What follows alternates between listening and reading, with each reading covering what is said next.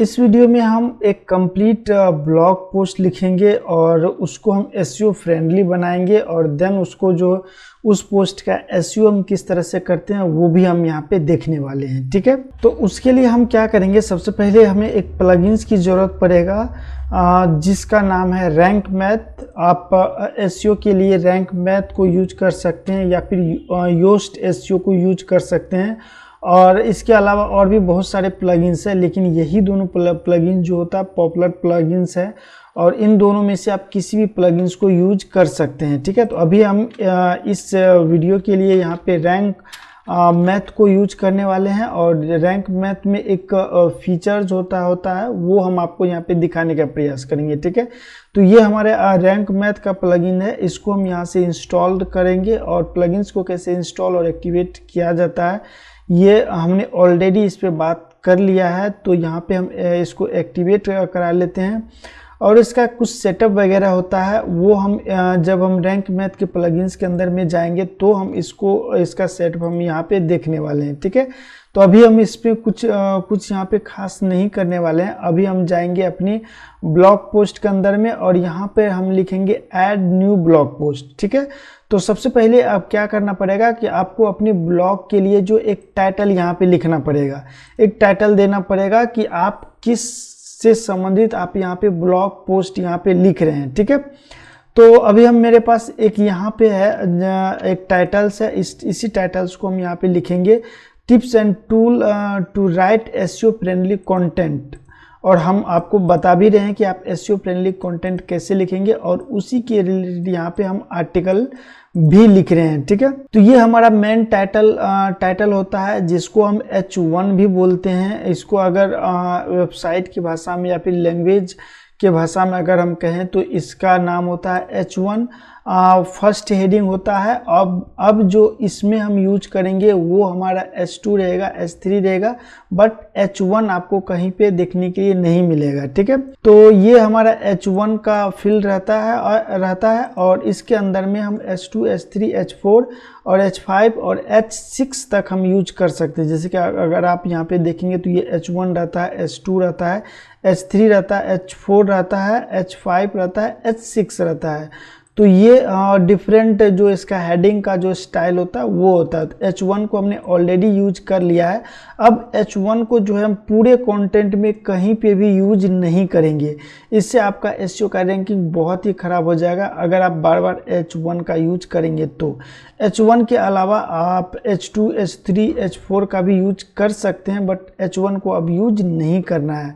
H1 का use सिर्फ एक बार किया जाता है। अगर आप एसईओ फ्रेंडली ब्लॉग पोस्ट लिखना चाहते हैं तो H1 का जो यूज होता है उसको सिर्फ एक ही बार किया जाता है, बार बार उसको हम यूज नहीं कर सकते हैं। ठीक है, तो उसके बाद जो है यहाँ पे हम कुछ कंटेंट लेंगे, जैसे कि ये हम कंटेंट यहाँ पे उठा लेंगे और इसमें हम क्या बताने का आपको प्रयास कर रहे हैं कि ये जो आप कंटेंट लिख रहे हैं ये आप 1 से 2 पैराग्राफ के अंदर में लिखिए, मतलब मिनिमम 20 से 30 वर्ड के बीच में एक पैराग्राफ लिखिए। अगर आपका कंटेंट बड़ा है तो आप इसके अंदर में जो एंटर पुश करके यहाँ पे आप एक नया पैराग्राफ बना सकते हैं, बट इसी पैराग्राफ में आपको पूरा कंटेंट नहीं लिखना है। ठीक है, और एक चीज़ आपको यहाँ पे ध्यान देना है कि इसी कंटेंट जब आप फर्स्ट पैराग्राफ लिखते हैं, इसको हम यहाँ पे फर्स्ट पैराग्राफ हम बोलते हैं। तो ये जो हम फर्स्ट पैराग्राफ लिखते हैं तो फर्स्ट पैराग्राफ में हम मेक श्योर करेंगे कि ये जो हमारा टाइटल है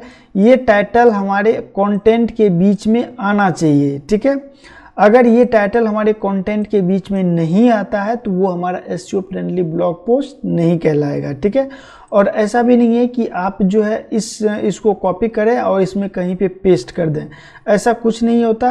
अगर ऐसा करते हैं तो गूगल इस चीज़ को बहुत ही स्मार्ट तरीक़ा से गूगल इस चीज़ को नोटिस कर लेता है, फिर आपका जो ब्लॉग पोस्ट होता है उसको वो पेंडिंग में डाल देता है, वो आपको इंडेक्स ही नहीं कराएगा। ठीक है, तो इस चीज़ का आप यहाँ पे ध्यान में रखेंगे कि यहाँ पर जो एक नेचुरल तरीक़ा से यहाँ पे आपका वो टाइटल आना चाहिए, आप उसके अंदर में ज़बरदस्ती नहीं घुसा सकते हैं। ठीक है, एक नेचुरल तरीक़ा से आपको यहाँ पे इसमें देना है। ठीक है, तो अभी फ़िलहाल के लिए हम क्या करेंगे, इसको हम इसके अंदर में डाल देते हैं ताकि हमारा जो एसईओ का परफेक्ट है वो हमारा बन सके, ठीक है। तो ये हमारा टाइटल है, इसको हम क्या करेंगे, इसको यहाँ से हम बोल्ड भी करेंगे। अगर हम बोल्ड कर देंगे तो ये थोड़ा सा अच्छा दिखने में लगता है और ये हमारा एसईओ फ्रेंडली भी होता है, गूगल भी यही सजेस्ट करता है, ठीक है। तो इस तरह से आप जो है एक एसईओ फ्रेंडली फर्स्ट पैराग्राफ को आप यहाँ पे लिख सकते हैं। अगर आपका यहाँ पे सेकंड पैराग्राफ है, जैसे कि यहाँ पर देखेंगे तो ये हमारा सेकंड पैराग्राफ है, तो इसको हम यहाँ से कॉपी करेंगे और इसको हम यहाँ पे पेस्ट कर देंगे। तो आप इस तरीक़ा से लिख सकते हैं। आप हमने यहाँ पे सिर्फ 2 लाइन में दिया है, आप यहाँ पे 3 लाइन तक यूज कर सकते हैं, तो लेकिन 3 लाइन से आप ज़्यादा इसमें यूज नहीं करेंगे तो वही बेटर रहेगा। वैसे आपको करने का तो आप कुछ भी कर सकते हैं, बट यहाँ पे आपको करना नहीं है, क्योंकि अगर आपको एसईओ फ्रेंडली ब्लॉग बनाना है, आप अपनी ब्लॉग को गूगल में रैंक कराना है, अपनी क्लाइंट्स के लिए अगर आप ब्लॉग पोस्ट लिख रहे हैं तो आपको ऐसा बिल्कुल भी नहीं करना है, ठीक है। तो यहाँ पे आप फर्स्ट टाइटल दे दिए हैं, फर्स्ट पैराग्राफ में आपने फर्स्ट टाइटल दे दिया है। तो अब ऐसा नहीं कि अब इसमें भी टाइटल आया तो इसमें भी आपका टाइटल आना चाहिए, ये कोई कंपलसरी नहीं है, ठीक है।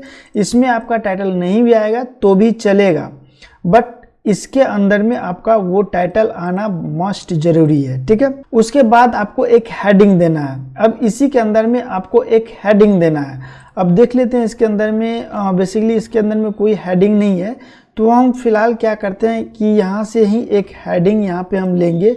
जो भी आपका कीवर्ड होता है, ये आपका मेन कीवर्ड होता है, ठीक है। तो यही आपका मेन कीवर्ड होता है, इसी को आपको यहाँ पे देना होता है। तो अभी हम क्या करेंगे, ये भी हमारा पैराग्राफ में है, लेकिन हमको क्या करना पड़ेगा, इसको हमें इसको हमें हेडिंग में देना पड़ेगा, क्योंकि हमने H1 ऑलरेडी ले लिया है। तो यहाँ पे हम H1 नहीं लेंगे, यहाँ पे हम H2 लेंगे। तो इसको हम यहाँ से सेलेक्ट करेंगे और यहाँ पे पैराग्राफ का सेलेक्ट करेंगे और यहाँ पे H2 को सेलेक्ट करेंगे। तो ये हमारा H2 का हेडिंग हमारे सामने आ चुका है, राइट। तो इस तरह से ये हेडिंग आएगा और फिर से आप क्या करेंगे, फिर से आपको यहाँ पे पैराग्राफ देना है, ठीक है। अब फिर से यहाँ पे पैराग्राफ लिखे और अब की बार पैराग्राफ लिखने के बाद जो है, अब आपको यहाँ पे क्या करना पड़ेगा, एक इमेज भी इंसर्ट करना पड़ेगा, ठीक है। तो इमेज इंसर्ट करने के लिए यहाँ पे ऐड मीडिया फाइल पे आप यहाँ पे क्लिक करेंगे और ये इमेज है। तो इस इमेज को या फिर आप यहाँ से अपलोड भी कर सकते हैं। तो वो इमेज आप अपलोड करेंगे और अपलोड करने के बाद ये जो आपका जो ऑल टेक्स्ट है, इस ऑल टेक्स्ट में आपका जो H1 का जो आपने कीवर्ड टाइटल दिया है, उस टाइटल को आपको यहाँ पे कंपलसरी है उसको पेस्ट करना, ठीक है। और इसके साथ साथ में आपको एक फोकस कीवर्ड जो होता है, वो फोकस कीवर्ड भी आपको यहाँ पे आपको पेस्ट करना होता है। कोमा डाल करके आप फोकस कीवर्ड भी आप यहाँ पे पेस्ट कर सकते हैं। नीचे आएंगे, नीचे इस इमेज का जो डिस्क्रिप्शन वगैरह आप यहाँ पे डाल दीजिए, क्योंकि जब आप कोई इमेज यहाँ पे अपलोड करेंगे तो वो भी इमेज आपका गूगल में इंडेक्स होता है, ठीक है। और कभी कभी क्या होता है कि वो इमेज ही आपका रैंक कर जाता है और उस इमेज के बदले जो है आपके वेबसाइट पे ट्रैफिक आना स्टार्ट होता है। तो इमेज भी बहुत ही इंपॉर्टेंट है, बहुत ही ज़रूरी है, ठीक है। तो यहाँ पे आपको जो इमेज का डिस्क्रिप्शन, प्रॉपर डिस्क्रिप्शन देना है कि आप जो ये इमेज दिए हैं, ये इमेज किसके बारे में है, आप इस इमेज से क्या यूजर को समझाना चाहते हैं, ठीक है। तो वो आपको यहाँ पे डिस्क्रिप्शन देना है, ठीक है। टाइटल के अंदर में आप यहाँ पे फोकस कीवर्ड डाल सकते हैं, या फिर आपका जो मेन टाइटल है वो आप यहाँ पे टाइटल डाल सकते हैं। इससे कोई भी मतलब नहीं है। यहाँ पे आप कुछ जो आपका जो ये जो इमेज है, इमेज का कुछ टाइटल यहाँ पे आप ज़रूर डालें, वो भी आपके कंटेंट के अंदर का, कंटेंट से बाहर का नहीं। आप अपने कंटेंट के अंदर का ही यहाँ पे टेक्स्ट डालेंगे, ठीक है। इतना करने के बाद अगर आपको आपकी जो इमेजेस है, उस इमेज को का जो साइज़ है, यहाँ से आप अलग अलग आपको साइज़ दिखेगा, थंबनेल दिखेगा, मीडियम साइज़ दिखेगा और फुल साइज़ दिखेगा। तो बेसिकली ये थंबनेल साइज़ ही इसमें यूज होता है। तो इसको हम यहाँ पे सेलेक्ट करेंगे और देन अगर आप इस इमेज पे कोई लिंक वगैरह लगाना चाहते हैं तो आप यहाँ से जो है यहाँ से आप इमेज पे लिंक वगैरह लगा सकते हैं। यहाँ पे आप कोई भी लिंक डाल दीजिए, वो लिंक यहाँ पे अप्लाई हो जाएगा, ठीक है। इस तरह से आपका ये इमेज आ जाएगा। अब यहाँ पर भी अगर आप इसको सेंटर में करना है या फिर इधर करना है, जिधर भी आपको करना है आप इसको इजीली यहाँ से कर सकते हैं। ये इमेज आई थिंक यहाँ पे बहुत छोटा हो चुका है, तो इसको हम फिर से एडिट यहाँ पे करेंगे। यहाँ पे जा करके इसको फुल साइज कर दीजिए और जब अपडेट करेंगे तो ये अभी भी यहाँ पे नहीं हुआ, लेकिन जो ये हमारा ब्लॉग पोस्ट में ये फिट हो जाएगा, ठीक है।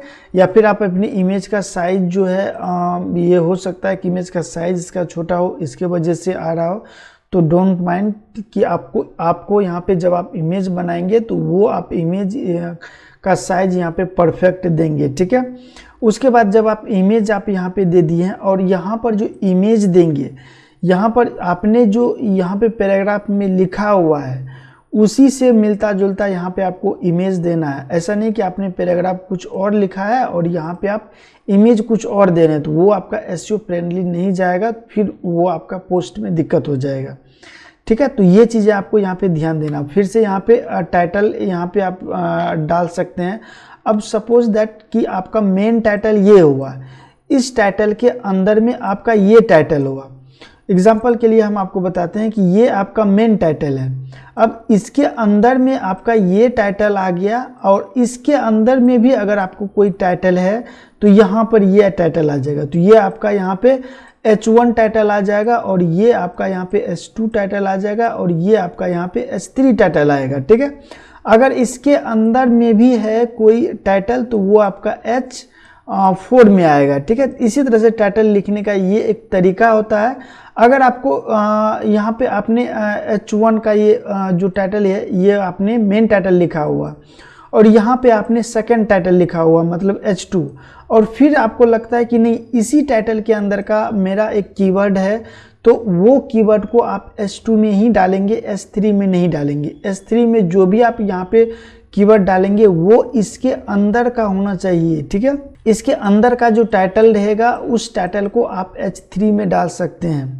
अगर इसके अंदर का कोई टाइटल है तो आपको जो है H2 में ही डालना पड़ेगा, ठीक है। आई थिंक कि आप लोग यहाँ पे समझ पा रहे होंगे। अगर आपको कोई भी दिक्कत होता है तो हम मीटिंग जिस दिन शेड्यूल करेंगे तो उस मीटिंग में आप यहाँ पे पूछ लीजिएगा, राइट। तो अभी हम यहाँ पे क्या करेंगे, फिर से हम यहाँ पर जो है एक टाइटल यहाँ पे लेंगे।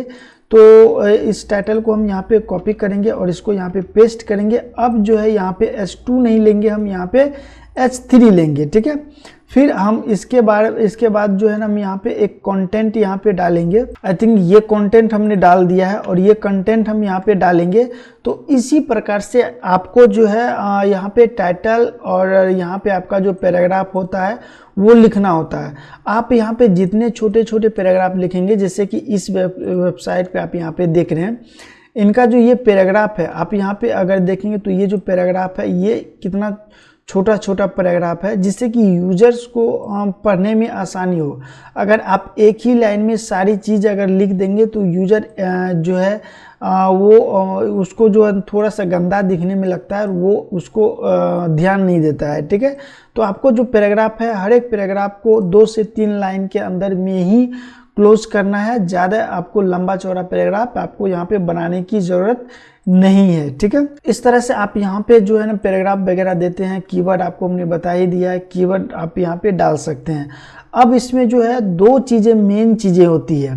वो 2 चीज़ें मेन चीज़ें क्या होती है कि सबसे पहले एक होता है आपका यहाँ पे एक्सटर्नल लिंक और एक होता है आपका यहाँ पे इंटरनल लिंक।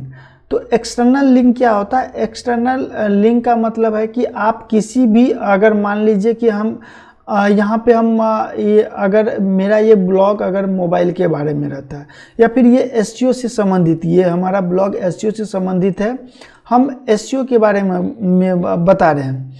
अब एसईओ के बारे में अगर हम यहाँ पे बता रहे हैं तो एसईओ करने के लिए वर्डप्रेस में एक प्लगइन्स है जो कि हमने आपको कुछ दिन पहले बताया था, रैंक मैथ योस्ट एसईओ, ठीक है।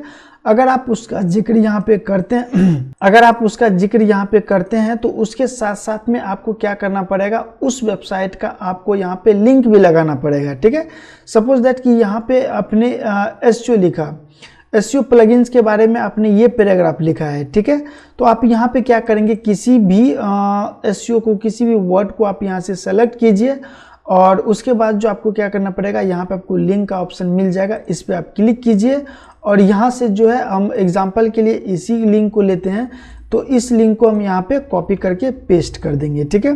तो ये आ जाता है आपका एक्सटर्नल लिंकिंग, ठीक है। ये आपका क्या आता है, एक्सटर्नल लिंकिंग। अब इसके अलावा होता है इंटरनल लिंकिंग। अब इंटरनल लिंकिंग का क्या मतलब है कि आपने कई बार बहुत सारे वेबसाइट में देखा होगा कि आप किसी भी ब्लॉग पोस्ट को ओपन करते हैं तो वहाँ पे आपको सजेस्ट करता है कि अगर आप ये ब्लॉग पोस्ट पढ़ रहे हैं, अगर आप क्या कहते हैं, ये हमने जो जैसे कि हमने ब्लॉग यहाँ पे लिखा हुआ है कि एसईओ फ्रेंडली ब्लॉग पोस्ट कैसे लिखें, ठीक है। तो उसके बाद अगर आपको ऐसा लगता है कि जब हम एसईओ फ्रेंडली ब्लॉग पोस्ट, अगर कोई इस पोस्ट को रीड करेगा तो उसको जो है प्लगइन्स के बारे में भी उसको जानकारी लेने की ज़रूरत है। तो अगर आपने प्लगइन्स के बारे में, जैसे कि रैंक मैथ, योस्ट एसईओ के बारे में ऑलरेडी आपने कोई अपना ब्लॉग पोस्ट लिखा हुआ है, तो उस पोस्ट को आप अपने इस पोस्ट के साथ लिंक करेंगे, ठीक है।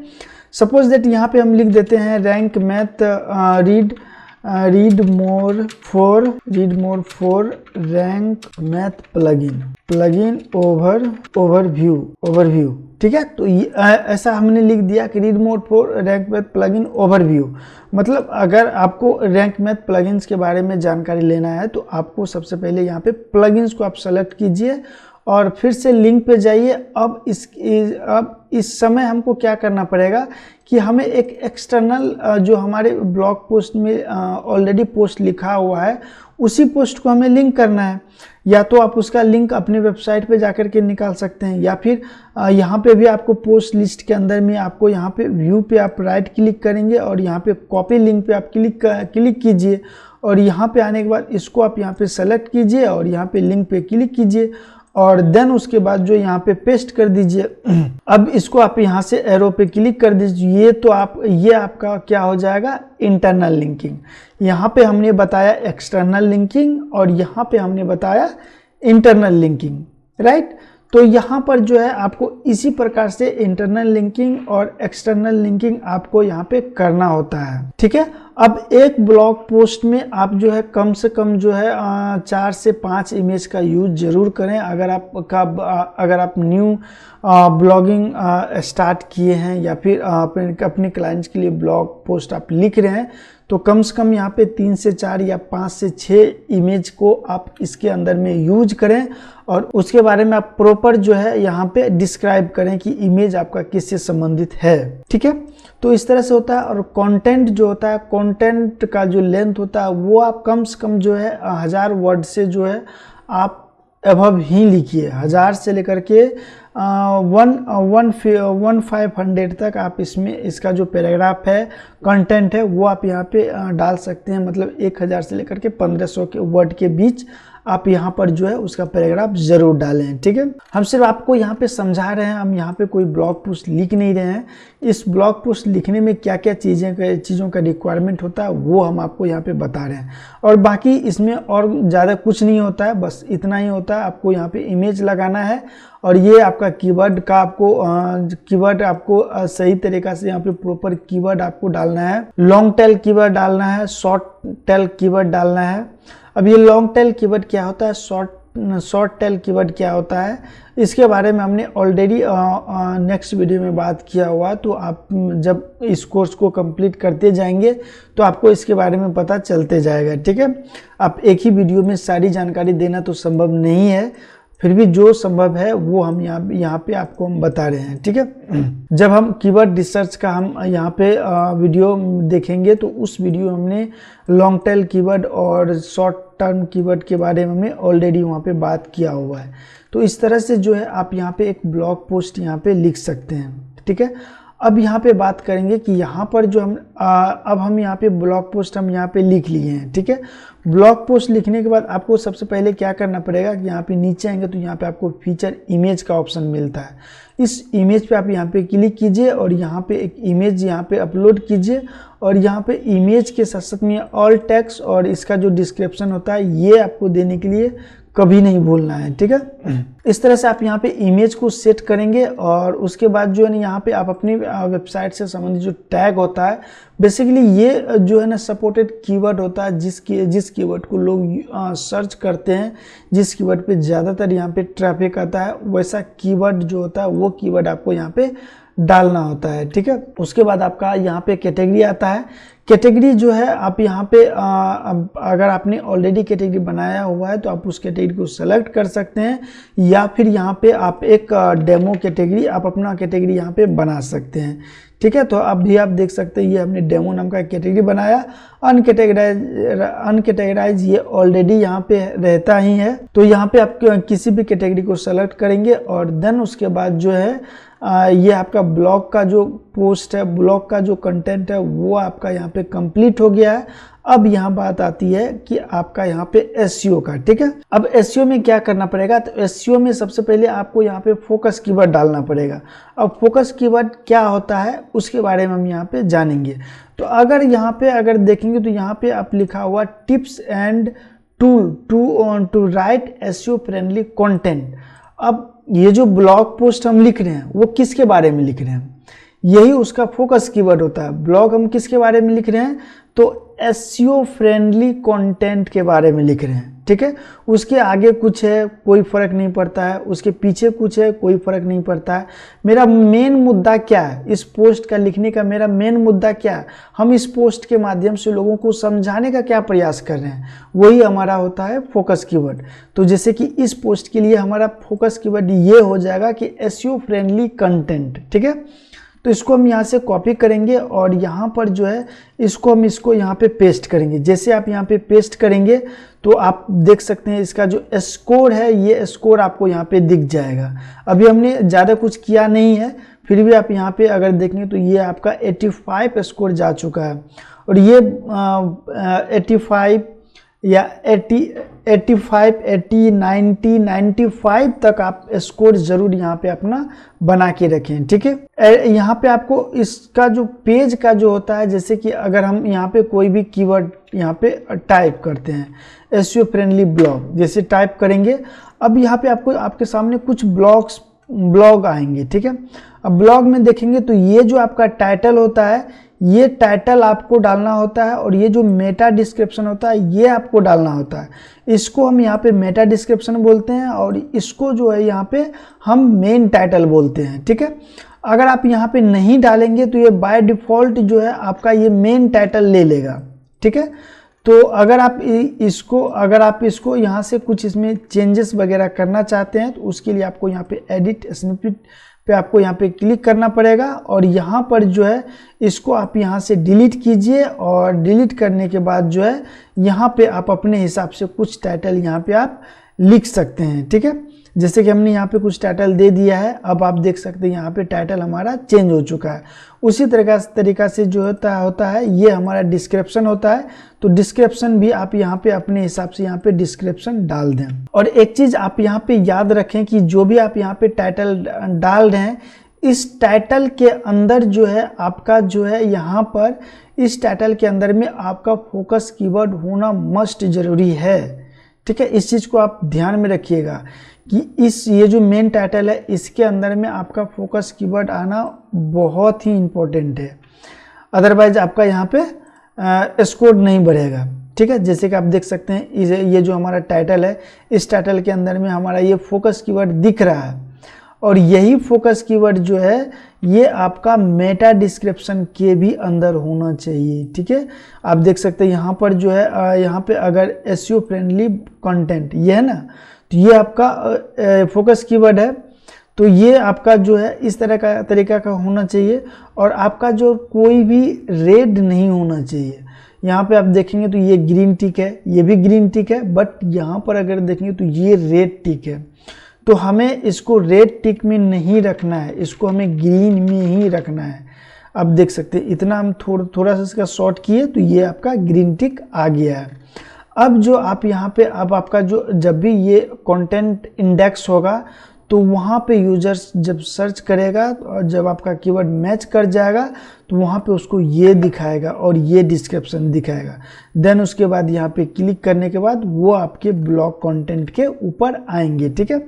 इसमें आपको सेव करने का कहीं पे भी ऑप्शन नहीं मिलेगा, बट बस आपको यहाँ पे इतना इसको एडिट करना है। देन उसके बाद यहाँ पे आपको इसको क्लोज कर देना है। तो ये आपका जो है ब्लॉग एक कंप्लीट हो चुका है, आपका एसईओ फ्रेंडली ब्लॉग कंप्लीट हो चुका है। अब इसमें देखिए, इसमें कुछ एरर्स हैं, अभी भी इसमें कुछ एरर है, और जो एरर्स यहाँ पे रहेगा वो एरर आपको यहाँ पे दिखाई देगा। तो हमारा पहला एरर क्या है, कंटेंट हमने सिर्फ 181 वर्ड का ही लिखा, जबकि ये सजेस्ट करता है कम से कम आपका कंटेंट जो है वो 600 वर्ड का होना चाहिए। बट गूगल का जो एल्गोरिथम है उनका कहना है कि कम से कम कंटेंट जो है 1000 वर्ड से ऊपर होना चाहिए। तो आप जो है अब 600 वर्ड अगर ये रिकमेंड कर रहा है तो आपको 400 वर्ड और लिखने में कोई भी यहाँ पे ये नहीं होना चाहिए, दिक्कत नहीं होना चाहिए। आप इसके लिए चैट जीपीटी का हेल्प ले सकते हैं कंटेंट की आइडिया लेने के लिए। ऐसा नहीं कि चैट जीपीटी जो है आपको सिर्फ कंटेंट राइट करके दे दिया, आप सिर्फ सीधा कॉपी पेस्ट कर दिए तो आपका स्कोर बन जाएगा। ऐसा कभी नहीं होता है, और ऐसा कभी अब भी आप भूल के भी मत कीजिएगा, नहीं तो आपका कोई भी पोस्ट इंडेक्स ही नहीं होगा।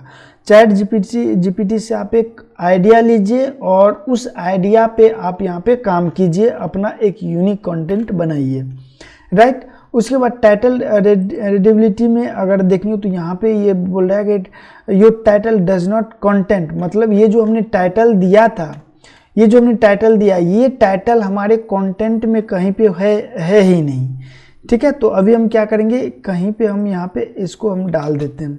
शायद ये नहीं जाएगा क्योंकि हमने ये अच्छा से इसको किया ही नहीं है, ठीक है। और उसके बाद your SEO title does not content number, मतलब ये एरर आपको एसईओ टाइटल के लिए जो उसका जो होता है नंबर, मतलब उसके अंदर में आपका कोई नंबर नहीं है, इसीलिए ये ऐसा एरर आपको दे रहा है। या फिर हो सकता है कि जो हाइफन्स है, ये हाइफन्स की वजह से एरर दे रहा है, ठीक है।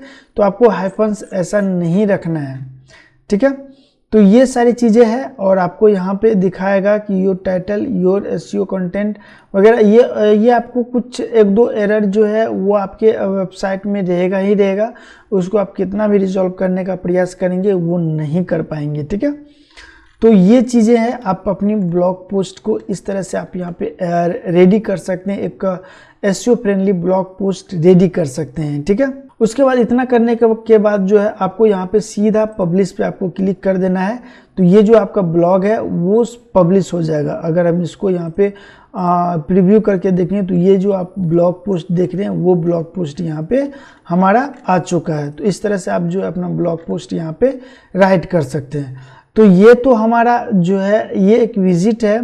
जब आप वर्डप्रेस का बाय डिफ़ॉल्ट यहाँ पे वर्डप्रेस को इंस्टॉल करेंगे तो आपको जो हमने ये जो विजिट दिखाया था, ये विजिट आपको इस तरीक़ा से नहीं मिलेगा। अगर इस तरीक़ा का विजिट आपको लेना है तो उसके लिए हमने एक प्लगइन्स यूज किया हुआ है, और आप भी कर सकते हैं, जिसका नाम है क्लासिक एडिटर। और इसको अगर हम यहाँ पे डीएक्टिवेट कर देते हैं तो अब अगर पोस्ट पे जाएंगे और इसी पोस्ट को हम यहाँ पे एडिट मोड पे ओपन अगर करेंगे तो अब ये जो वर्डप्रेस का बाय डिफ़ॉल्ट उसका एडिटर होता है उसमें ये एडिट करेगा। तो आप देख सकते हैं यहाँ पे आपको इस तरह से एडिट करने के लिए आएगा। यहाँ पे अलग अलग आपको जो विजिट्स आएंगे, और इस विजिट्स के अंदर में आपको बहुत सारे विजिट्स और मिल जाएंगे, ठीक है। इसको आप क्लिक करेंगे तो यहाँ पे आप देखेंगे कि आपको बहुत सारे विजिट्स है। इन सभी विजिट्स का आप यहाँ पे यूज कर सकते हैं अपने कंटेंट को अच्छी डिज़ाइन के लिए, डिज़ाइन पर्पज से, या फिर आप यूज़र्स के पॉइंट ऑफ व्यू से इन सारे पॉइंट्स को आप यहाँ पे कवर कर सकते हैं, राइट।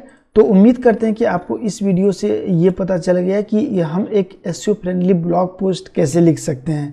मिलते हैं नेक्स्ट वीडियो में, तब तक के लिए जय हिंद जय भारत।